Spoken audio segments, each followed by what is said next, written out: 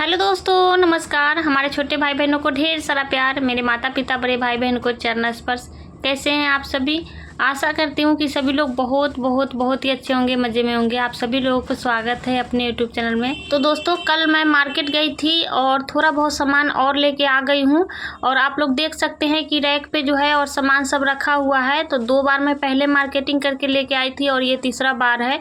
तो जो जो सामान अभी नहीं है दुकान में, वो सब का मैं लिस्ट बना के लेके जाती हूँ और उसी के हिसाब से सामान ले आते हैं। तो जो मुझे लगता है कि ज़रूरत है और जो बिकने वाला सामान है, वही सामान सब लेके आते हैं।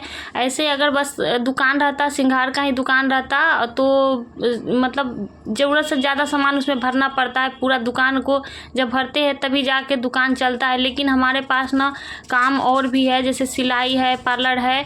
तो मुझे इतना ज़रूरत नहीं है कि एक ही बार मैं दुकान भर दूँ। जैसे जैसे मुझे लगता है कि सामान की ज़रूरत है, उसी तरह से मैं थोड़ा थोड़ा करके लेके आती हूँ।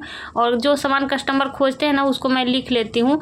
तो ये रैक में बनवा रखी हूँ और धीरे धीरे करके ही इस रैक को भरेंगे। और धीरे धीरे जब सामान लाएंगे ना, तो एक भी सामान हमारे पास बेकार वाला जो होता है नहीं आएगा। कभी कभी होता है ना कि दुकान में बहुत सारा सामान हो जाता है और कुछ ऐसा सामान होता है जो कभी बिकता ही नहीं है।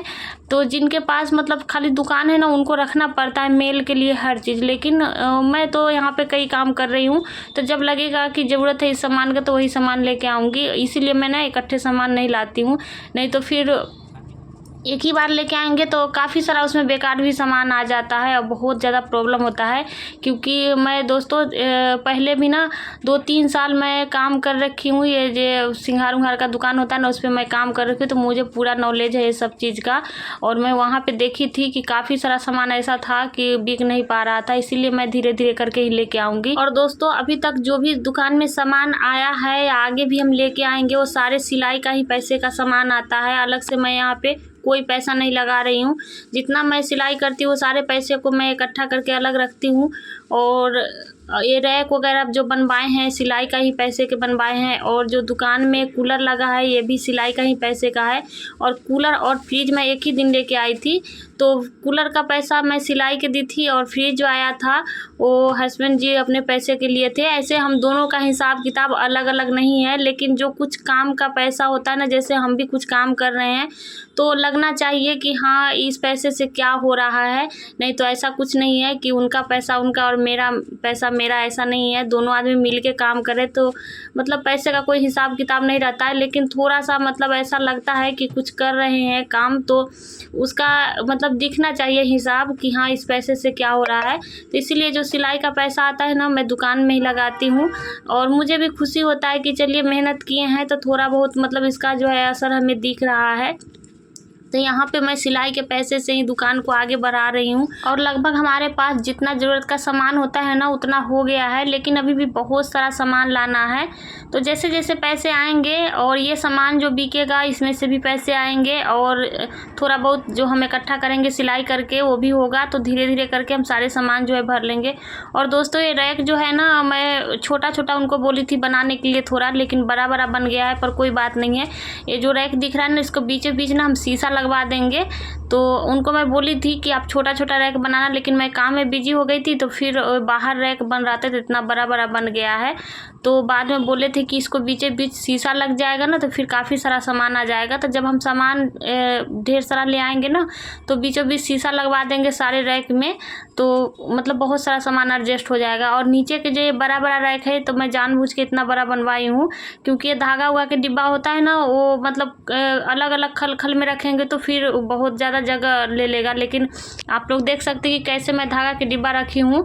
तो इसी तरह से मतलब जो बड़ा बड़ा डिब्बा होता है ना, उसको मैं इसमें रख सकती हूँ एडजस्ट करके।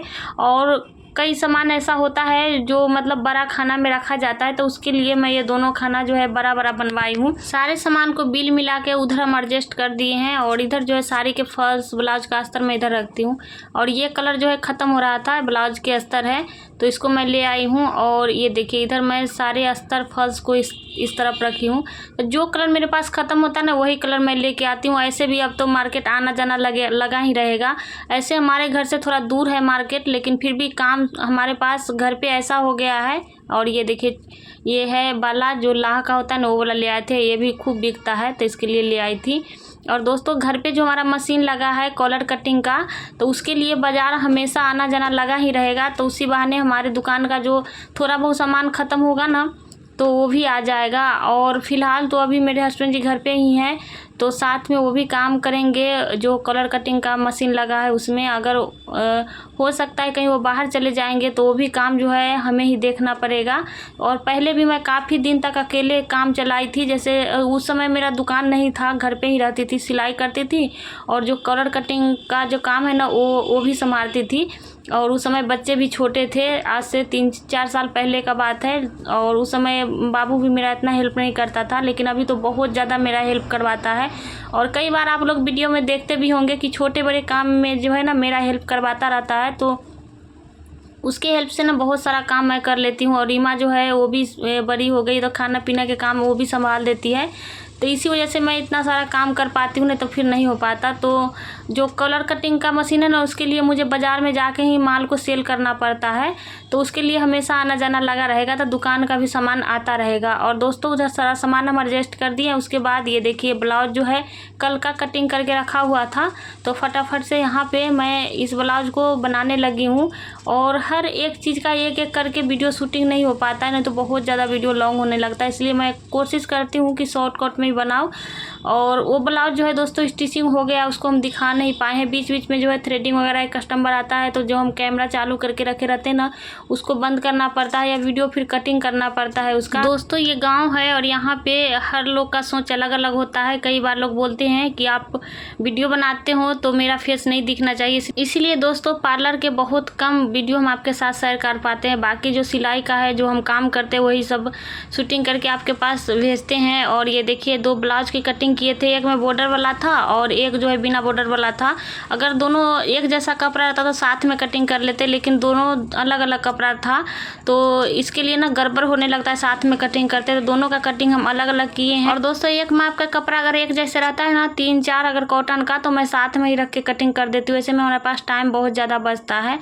तो ये देखिए दोनों ब्लाउज हमारा सिल चुका है। और ये देखिए ये बिना बॉर्डर वाला था, इसमें कोई बॉर्डर नहीं है, तो नीचे से जो है तुरपाई के लिए कपड़ा फोल्ड हुआ है, तो इसीलिए इसको हम अलग की कटिंग किए हैं। और इसमें है बॉर्डर, तो इसमें तुरपाई के लिए फोल्ड नहीं होता है। ये बॉर्डर जो है इसको ऐसे ही छोड़ देते, थोड़ा थोड़ा इसमें कोर रहता है ना, उसको बस नीचे के अंदर की तरफ मोड़ देते हैं, तो इसीलिए इसका कटिंग अलग किए हैं। तो अलग अलग इसीलिए कटिंग करना पड़ा था, नहीं तो फिर साथ में ही कटिंग कर देते। और दोनों ब्लाउज हमारा दोस्तों रेडी हो गया है, इसको जो है हम साइड कर देते हैं। इससे पहले एक अस्तर वाला ब्लाउज बनाए थे, ये देखिए ये वाला था, तो इसका ना स्टिचिंग का वीडियो हम नहीं दिखा पाए हैं। इसमें थोड़ा सा बाजू पे डिजाइन डाले हैं इस तरह से, और 100 बटन बीच में लगा दिए हैं। और इसमें फीता के लिए कपड़ा बचा नहीं था, तो रेडीमेड फीता इसमें लगा दिए हैं। चलिए सबको जो दोस्तों साइड कर देते हैं। 3 ब्लाउज सिल गया है। उसके बाद एक ब्लाउज और मुझे बनाना है, और किसी भी हाल में ये ब्लाउज मुझे बना के ही घर जाना पड़ेगा, क्योंकि कल ही ये लेने आएगी। तो दोस्तों मेरे पास ना हमेशा इसी तरह से अर्जेंट कपड़ा ही बन पाता है। जैसे रहता ऐसे कोई तो 10 दिन 15 दिन पहले भी दे जाती है, लेकिन जब उनको लेना होता है ना तो 1 दिन 2 दिन पहले बन पाता है। जब लगता है कि अब वो लेने आने वाली है तो किसी भी हाल में उसको तैयार करना पड़ता है। जैसे रात को ही, जैसे 9 बजे तक 8 बजे तक जब रुकते हैं ना, तो वही ब्लाउज अर्जेंट वाला बना के उसके बाद ही जाते हैं। और ढेर सारा सिलाई आता है मेरे पास। बस कारण यही है कि मेरा सिलाई जो है दोस्तों मतलब जिनको जैसा चाहिए ना मैं वैसा बना देती हूँ। जिनको डीप गला चाहिए, छोटा गला चाहिए, मतलब जैसे चाहिए वैसे मैं बना के देती हूँ, तो कस्टमर को पसंद आता है।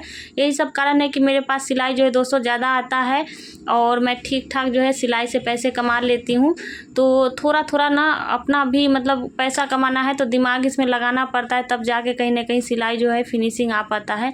और ये सारे ब्लाउज जो है कल ही मतलब लेने आएगी, तो कुछ कपड़े हम जो अभी सिलना है वो अभी सिल देंगे, बाकी को लेके घर जाएंगे, घर से कटिंग करके लेके आएंगे, और उसके बाद जो है कल सारे कपड़े को बना देंगे। तो चलिए सब कपड़े को भी साइड कर देते हैं, जो हमको अभी कटिंग करना है उसको ले लेते हैं। इस वीडियो को दोस्तों यहीं पे एंड करेंगे। थोड़ा सा भी अच्छा लगा एक लाइक कमेंट शेयर जरूर कीजिएगा। मिलेंगे नेक्स्ट वीडियो, तब तक के लिए बाय बाय।